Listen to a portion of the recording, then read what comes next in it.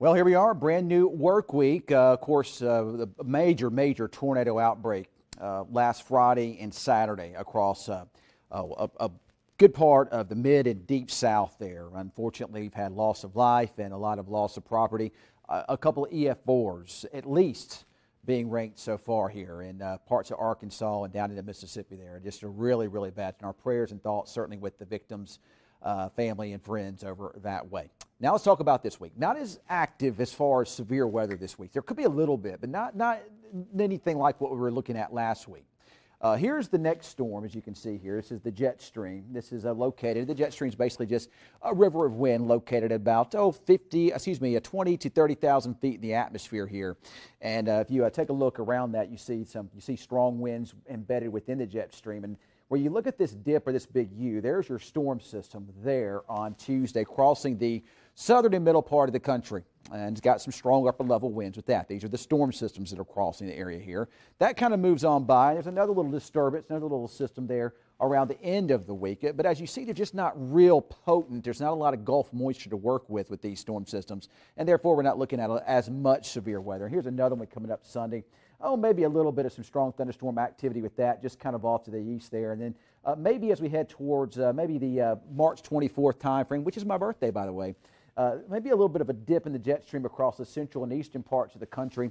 And then there are some indications. There's a pretty good jet stream out here in the Pacific. Some indications that maybe just after this time frame, we could see back up to a return as we head into early April of some storm systems crossing the southern part of the country. But this type of a pattern here does not favor severe weather. It favors cooler, drier air trying to come in from Canada.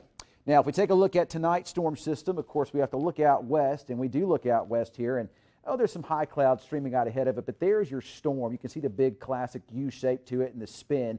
This is that system that's going to zip across the middle part of the country on Tuesday and early Wednesday.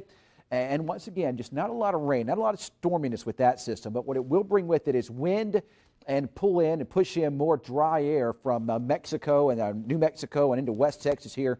So it looks like on Tuesday at least, another decent fire weather concern across parts of West Texas, eastern New Mexico, and to northwest Texas maybe, and western parts of Oklahoma. In addition to that, more breezy weather conditions expected.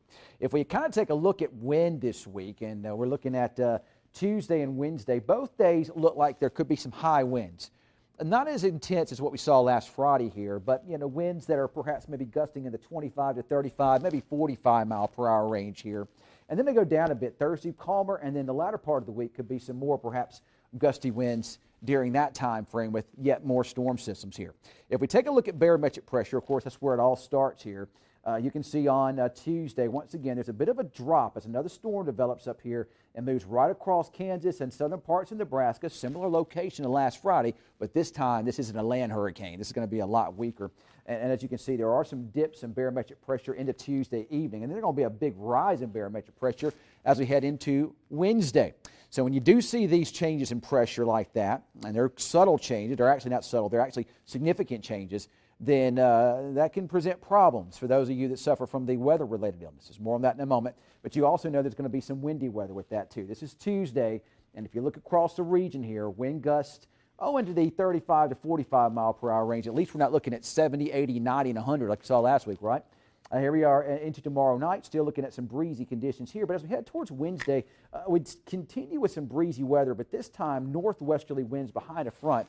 Even though it's going to be windy, it's going to be pretty cool here as we head into Wednesday across Oklahoma and down into Texas there with that wind blowing. I mean, it looks like highs on Wednesday probably only in the low to mid 60s there. So at least one day this week going to be cool. The rest of the time looks pretty good weather-wise.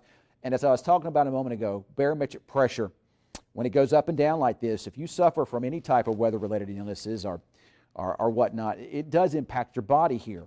So we drop from tonight, barometric pressure about 29.91 inches of mercury, down to tomorrow evening at about 29.57. That's a pretty decent drop there, so there's some significant pain that's associated with that. Then we get high pressure, and we see the opposite of that start to rise. We go from 29.57 Tuesday evening to 30.06 inches of mercury there on Wednesday afternoon, Wednesday evening. That's a significant rise in pressure. There again, your body will notice that.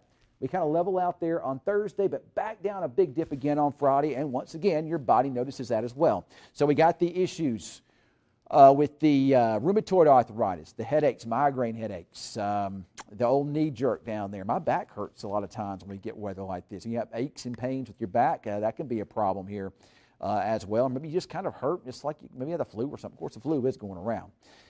As far as pollen, though, another thing that we have as far as issues with the weather here in this type of a pattern is pollen. Of course, this is the pollen season. The trees are pollinating. It's oak, ash, maple. Those are the ones that are really shooting out that pollen at this point in time. And remember, it's not the tree pollen you can see. It's not the yellow dust off the pine trees that you're allergic to. I mean, I'm sure we're allergic to it some, but it's mostly the ones that are produced by the oak trees. It's going to be a pollen that's so fine you can't see it really. And that's what gets into your nose. That's what gets in, clogs up everything, and that's what you sneeze from here. So pollen counts are very high. Actually, I said ash. So it's oak, hackberry, and maple. I was wrong on that. Oak, hackberry, and maple.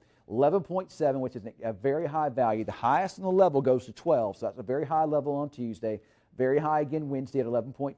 11.4 Thursday. We drop a little for Friday, but still high at 9.4. My best advice to you as you suffer from allergies is to continue to do whatever you normally would do as far as treatment. Now, of course, some people take allergy shots.